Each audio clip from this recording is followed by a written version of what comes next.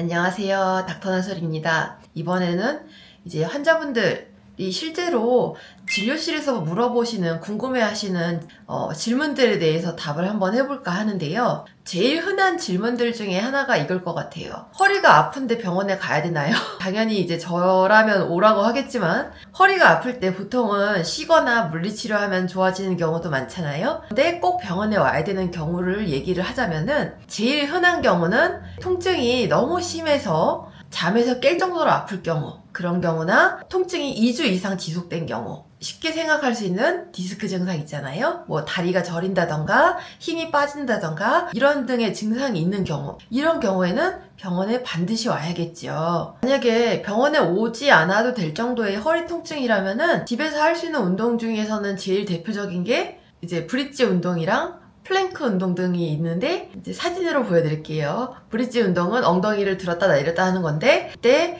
몸이 일직선이 되게 유지하는 게 되게 중요하고, 이제 플랭크 운동은 엎드려 뻗쳐 같은 거 하는 건데, 이것도 몸이 일직선으로 되게 하는 게 되게 중요한 운동이죠. 그리고 이제 두 번째 질문은, 이건 정말 어려운 질문일 것 같아요. 운동을 하면 아픈데 계속 운동해도 되나요?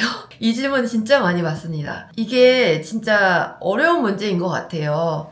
왜냐면은 운동을 하면은 통증이 생기는데 운동을 하지 않으면 근육이 약해지고 자세가 바라지지 못하니까 통증이 더 생길 수 있거든요. 그러니까 운동을 해야 될지 말아야 될지 고민이 많이 되는데, 이럴 때 가장 추천하는 방법이 통증이 느껴지지 않는 범위 내에서 운동을 하는 것입니다. 적당한 수준의 근력 운동이라던가 이제 물속에서 걷기라던가 스트레칭, 이런 것들은 많이 추천이 되고 있어요. 그리고 이제 세 번째 질문은 약간 정형외과 질문이긴 한데, 무릎이 너무 아픈데 수술을 해야 될까요? 이렇게 물어보시는 경우가 있어요. 이거 수술해야 되나요? 라고 물어보시는 분들이 되게 많아요. 어떤 질병에 관련해서. 근데 그거를 일반 의원에서 이제 얘기를 하기는 굉장히 어렵죠. 이제 정확한 이제 검사 같은 것도 이루어지기도 어렵고, 그리고 환자분의 상태에 대해서 파악하려면은 굉장히 이제 좀 다분야적으로 이제 접근을 해야 되거든요. 그런데 어쨌든 무릎에 한정 지어서 얘기하자면, 무릎이 아플 때 수술해야 되나요? 라고 하는 질문은 정말 어렵습니다. 우리가 실생활에서 무릎이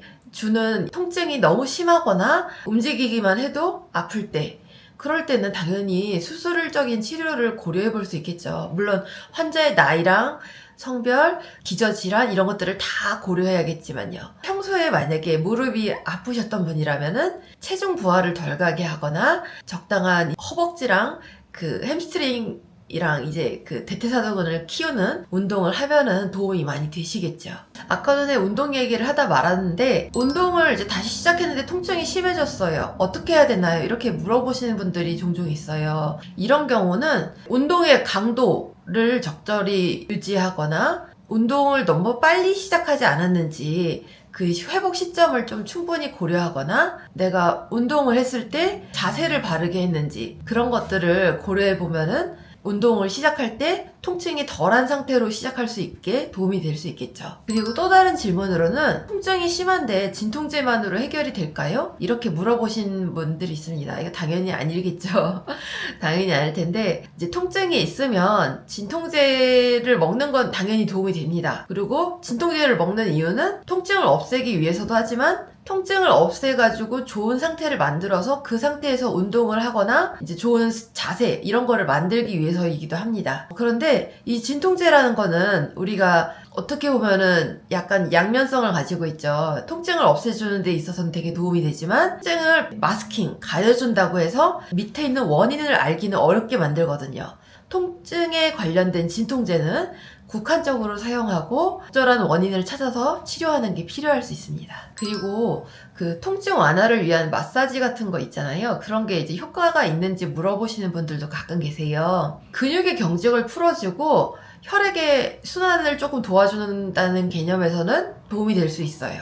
이제 근본적인 원인이라는 게 있잖아요. 보통 질환이라고 하면은, 만약에 테니스 엘보다 이러면은 엘보에 뭔가 염증이 있는 건데, 그거를 그냥 풀어주기만 하는 마사지만 한다고 해서 해결되지는 않겠죠. 그래서 이럴 때는 도움은 될 수 있습니다만 원인은 찾아보시는 것이 좋을 것 같습니다 라고 대답을 해드리죠. 운동에 대해서 이제 간단하게 더 얘기를 하자면, 요즘에 러닝 하시는 분들이 굉장히 많잖아요. 러닝을 하다가 너무 과하게 해서 햄스트링이 파열되거나 아니면은 이제 종아리 근육이 파열되거나 이렇게 오시는 분들도 있고, 물론 발목을 삐끗해서 오시는 분들도 있고 여러 가지 경우가 있겠죠. 이럴 때 얼마나 쉬어줘야 되나요? 이거 어떻게 회복해야 되나요? 이렇게 물어보시는 분들이 종종 계세요. 물론 운동이 필요한 건 사실이죠. 우리 몸에 적절히 쉬어주는 게 되게 중요한데 햄스트링의 경우에는 3에서 4주, 종아리 근육 같은 경우는 1에서 2주 이렇게 보통 얘기를 하고 있는데, 이거는 절대적인 경우는 아니고 환자마다 상황에 따라 좀 다를 수는 있을 거예요. 그래서 오늘은 진료실에서 많이 물어보시는 질문들에 대해서 좀 정리를 해봤는데요. 명확한 답이 없어서 조금 아쉽긴 하죠. 제가 답을 드릴 수 있을 만한 그런 질문들이 있으면 제가 답을 드리기가 좋을 것 같아요. 그래서 만약에 동영상을 보시고 나 평소에 이런 게 궁금했는데 이런 건 어떻게 하는 건가요? 라고 알려주시면 제가 답변할 수준의 그런 질문이 되면은 제가 답을 해드리도록 하겠습니다. 모든 걸 다 알지는 못하기 때문에 다 답을 할 수는 없겠지만, 궁금해 하시는 것들에 대해서 답변을 드리는 시간이 될 수 있도록 준비를 해보도록 할게요. 네, 이상입니다.